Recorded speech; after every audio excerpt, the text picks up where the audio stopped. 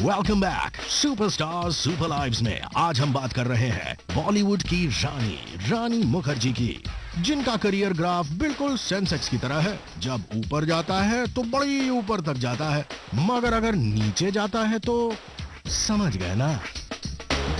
1997 से लेकर 2004 तक रानी मुखर्जी के करियर ग्राफ में काफी अप्स एंड डाउन्स दिखाई दिए। 2004 की फिल्मों ने रानी को ग्लोबल मैप पर बिठा दिया as an actress of great talent and versatility, be it with Yuva, Hum तुम और वीर ज़ारा। रानी Mukherjee had already been listed as one of the top 10 powerful women in the industry। और 2005 में रिलीज हुई संजय लीला बंसाली की ब्लैक। इस फिल्म में रानी मुखर्जी ने अपनी जिंदगी की सबसे यादगार परफॉर्मेंस दी। जिस तरह से रानी ने अपने बबली इमेज से निकलकर एक फिजिकली चैलेंज लड़की का किरदार निभाया, लोग देखते ही रह गए। एक कलाकार का फर्ज होता है कि वो जो फिल्म करे वो उस कैरेक्टर को उस फिल्म में बहुत ही अच्छी तरह से निभाए, उस कैरेक्टर में अपनी जान डाल दे, अपनी रूह डाल दे और इतने अच्छे से पोर्ट्रे करे कि जब भी दर्शक जाए फिल्म को देखने तो वो बाहर निराश होकर नहीं आए।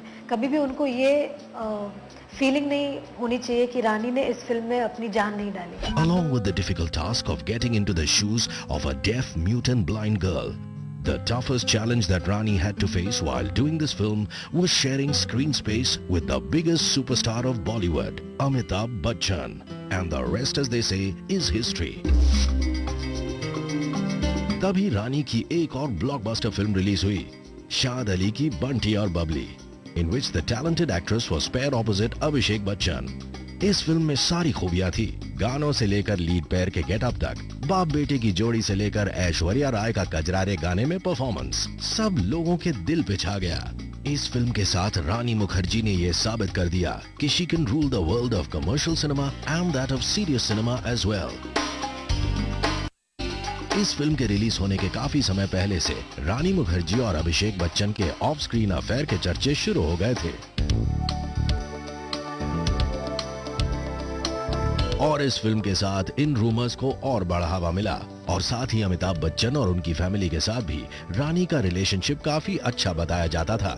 बंटी और बबली के लिए शायद रानी को अवार्ड न मिला हो, पर जो फैन फॉलोइंग रानी ने इस फिल्म के साथ कमाया वो उन्हें उनकी और कोई फिल्म के साथ नहीं मिला था। Her brand new look in the film and her brilliant act became an instant rage. And Rani backed her bubbly role with another superb performance in K. Joe's Next, कभी अलविदा ना कहना। इस बोल्ड मूवी में रानी ने play किया था माया का कैरेक्टर, जो अपनी मैरिड लाइफ के इमोशनल ट्रॉमा से गुजर रही है and has an extra marital affair with Dev, played by Shahrukh. इस फिल्म के साथ करण जौहर अपने ट्राइड एंड टेस्टेड फॉर्मुलेक इमेज से निकलने की कोशिश कर रहे थे। The characters were gritty and real। ये फिल्म इंडियन बॉक्स ऑफिस पे तो ज्यादा कमाल नहीं दिखा पाई, पर मूवी ने ओवरसीज कलेक्शंस का नया रिकॉर्ड कायम किया। फिल्म को यूएस की हाईएस्ट ग्रॉसिंग इंडियन फिल्म माना जा रहा था।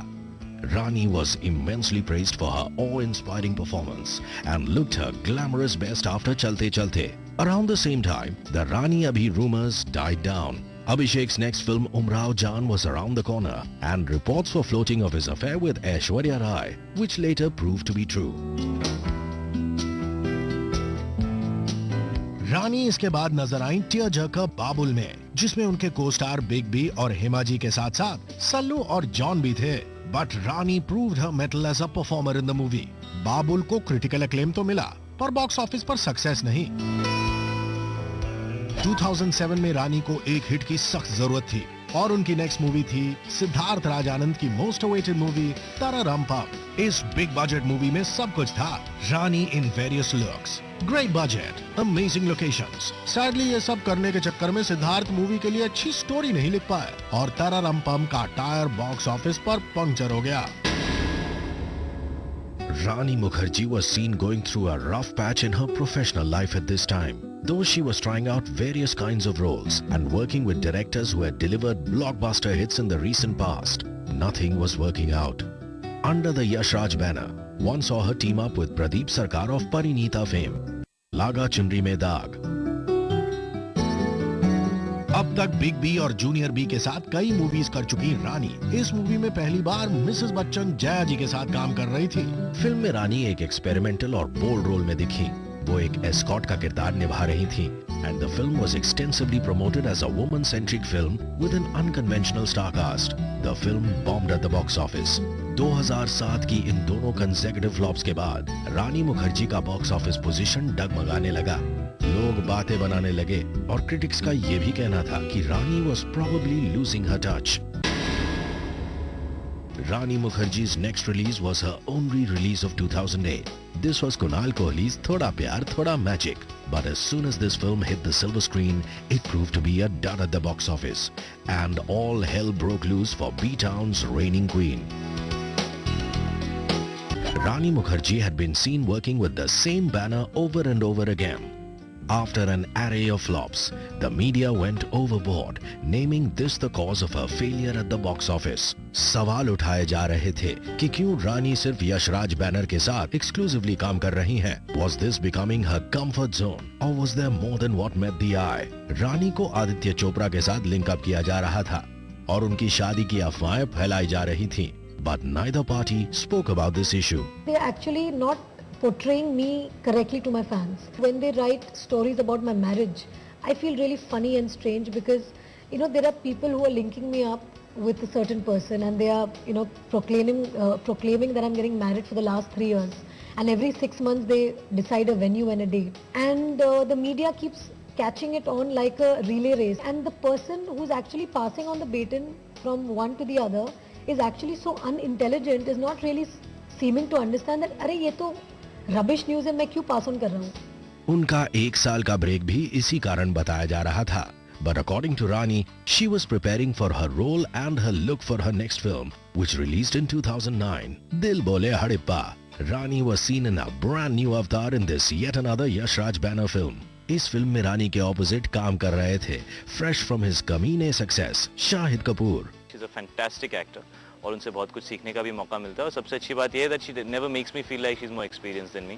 मगर मूवी की जान थी क्यूट से सरदार का रोल करती रानी मुखर्जी.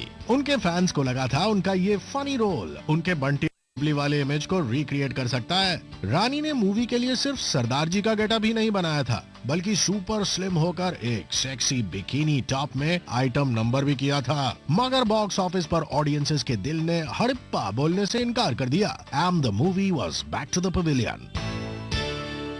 मगर कहानी अभी बाकी है मेरे दोस्त, क्योंकि इस मूवी के बाद जब रानी ने मुंह खोला तो बरसात हुई गालियों की. अब सवाल ये है मिलाट कि ये गालियां आखिर रानी ने दी किसको? सोचिए सोचिए. क्या कहा? सोचने के लिए टाइम चाहिए. ओके, ले लो टाइम. हम भी एक ब्रेक ले लेते हैं, मगर ब्रेक के बीच कहीं जाइएगा नहीं. रानी की सुपर लाइफ का एक सुपर चैप्टर आ रहा है राइट आफ्टर दिस ब्रेक.